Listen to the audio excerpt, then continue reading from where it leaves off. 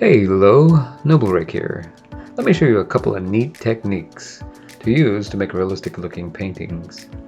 Today I'm making the digital painted version of GNOME'S CRUSH. First, we start with a sketch. And I put that on one layer, and underneath that layer I make the flats layer. That's the flat colors you see of the figurines there. Just separating each color so that I can make masks of those shapes. Those masks allow you to cut an object out of layers, such as when you want to make moss, you can cut the figure out of the moss. You paint over the figure and then cut the moss out so that the figure is standing through the moss, such as this one is here. Also, it helps you to keep from painting on other areas. It's a way of kind of separating things using a mask. I started the painting with a pencil tool. I like the texture. Painting the moss. And then I use the oil tool. It gives a nice texture. I like the oil brush. The old type of brush, because it seems to blend with the color underneath it whenever you use the old brush. Plus it gives it a texture, which is cool. And then as I made the moss, I added another tool, which is the texture brush, or rather I don't know what you call it, but it looks like grass right here on my screen on the left there on the toolbar, right smack in the middle of that toolbar that's going up and down. There's a grass, looks like grass. That's the texture tool that I used. It basically applies grass, and it's got various different shapes you can apply. And you can download some more too with Clip Studio Paint. Now I'm using Clip Studio Paint here, but previously Clip Studio Paint is a paid program. It cost me $50 for this version, the Pro version. But you can also use GIMP, and GIMP is a free program, and it's a very good photo editing program. So you can paint with GIMP if you don't have Clip Studio Paint.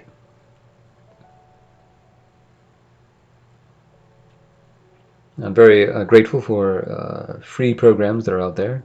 For the beginning artists, it came in pretty handy using GIMP. GIMP is a very powerful tool too for something that is so free. So that is a free program. Here I'm making a figure. One tip I think for making realistic figures is layering. Your layer upon layer upon layer of color, of shades of light, dark, and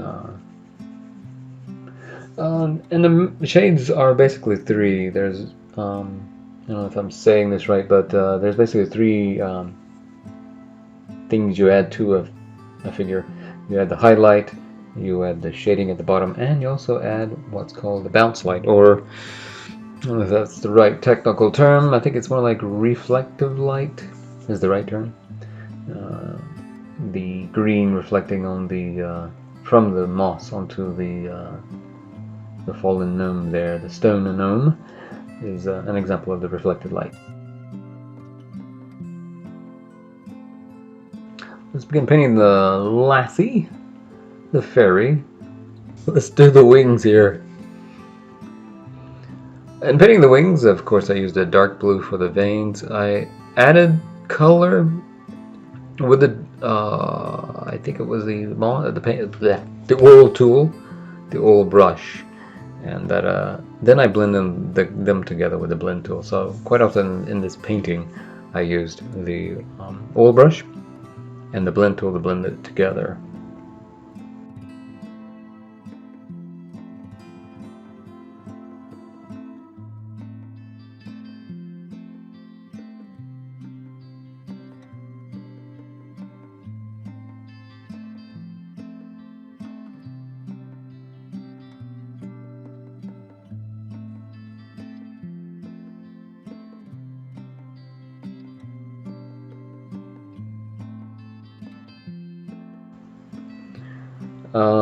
In realistic paintings, if you look at an object, often there's soft areas where the colors are blended together, and then there's hard areas where there's quite an edge, depending on the effect you're after.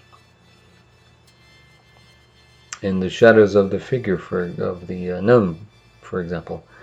There's some hard areas where his eyes are chiseled into his figure, and there's soft areas where the shadows are blended together.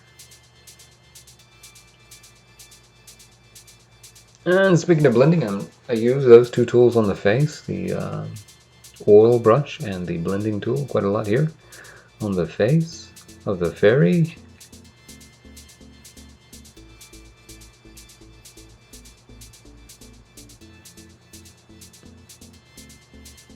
Made her eyebrows a lighter hue, not stark black.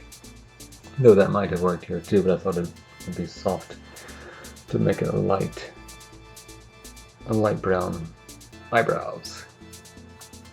Adding some white here and blending it in to create form, or 3D form of her face.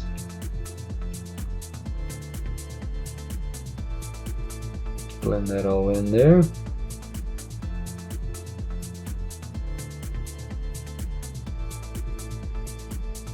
And like creates the highlights on her face, making her face look more three-dimensional.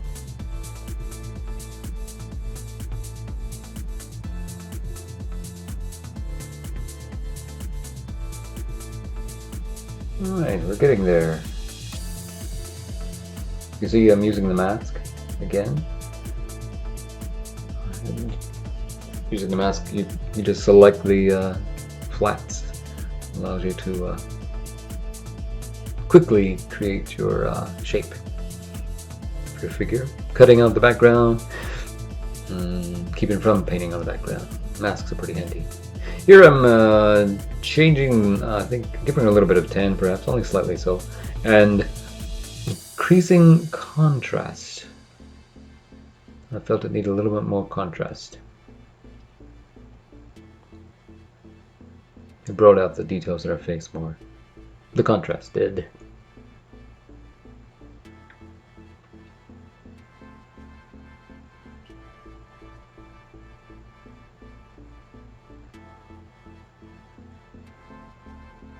Did quite a little bit of testing here until I got the right, what looked good to my eye.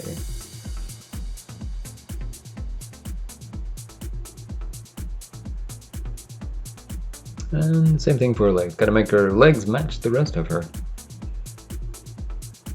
Quite often you'll see people with makeup and their face skin looks a little different from the rest of their skin because of the makeup. A little different shade.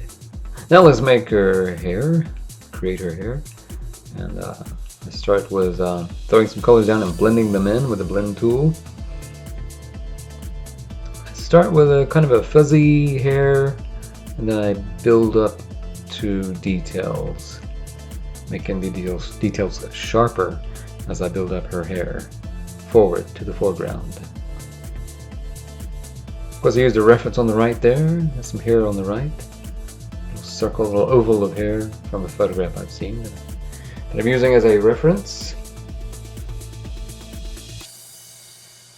Of course, that later gets taken out of the picture at the end. You don't want that in your final picture. That's just a reference. And of course I'm keeping in mind the shadows. There's going to be earphones on her hair, so I put a little bit of shadow under the bottom of the earphones, where the earphones will be. And as I get to the foreground, I start actually stroking in some hair strokes, as you can see on the right there and on top. Keep in mind that the highlights will be on top where the light is coming from the left, upper left. Stroke in some highlights there.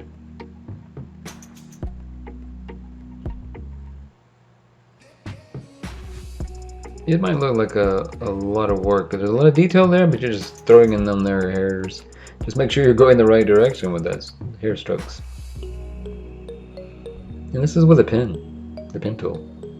Using a fingertip tool to smudge things in. There's two blending tools I used when I blended colors, and that's the it's one tool, but it has two sub-tools. I used the blend tool, and of the blend tool I use the blend and the fingertip. Fingertip merges the colors together, fingertip is like just like a finger. You're using your finger. If the ink is wet, put your finger on the painting and move that finger. You're gonna move the color, and that's the effect you get with the fingertip tool. Allows you to blend in a direction as if you used your finger to smear it, to smear the color. Alright, let's do these headphones here. Let's create the headphones. See, I've masked in the area, just selected the mask in the mask layer and then start coloring in that shape. Using the texture and blending it in a little bit, if you look at this, right now it looks kind of cool to me. It looks like it's got a translucent surface.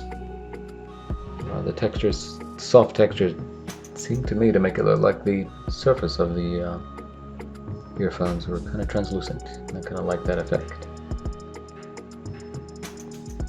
I'm a fiddle artist. I take too long sometimes with details, and I might have smeared some of this, blended some of this translucency out of the object, but I think I maintained quite a bit of it.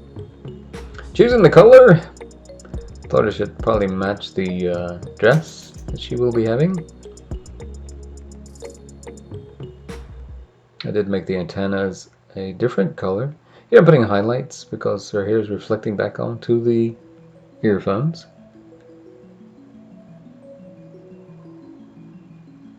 Nice peaceful face there as she listens to music. As I paint and work, I often listen to lo-fi music on YouTube. Now the stone texture for the gnome in the background, that was a technique by, and I will put a link in the description, artist by the name of Leharc Blue Heart. I didn't say that right. Leharc Blue Heart. A link in the description. An adorable voice, teaching you how to apply texture to your artwork. Here I tried a detail, but I didn't like it. I thought I made it artificial looking. This is an organic scene. You got a fairies, you got nature going on here. I thought it would look better without the vents or sound holes, for lack of a better term. Alright, let's cut out the bottom half and let's change the color of the antenna, or the antenna. It's a slight variation in shade or color, a little more redder than the earphones itself or themselves. Now here's another technique. This is by another YouTuber by the name of Animation Man. I learned how to do this from him. The link to his video will be in the description also. How to apply texture to a form or to a shape. And here I'm applying the knit texture. A little bit of knitting cloth, for lack of a better term. I thought it would be cute for her to have a knitted outfit. It both shows how small she is and I just thought it'd be cute.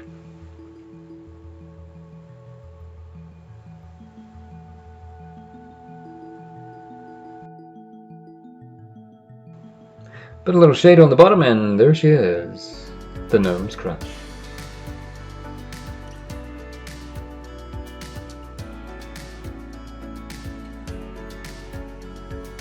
Thanks for watching. Hope you enjoyed this, and check out those two videos that I link in the description. They helped me out a lot in making this painting. Thanks for watching.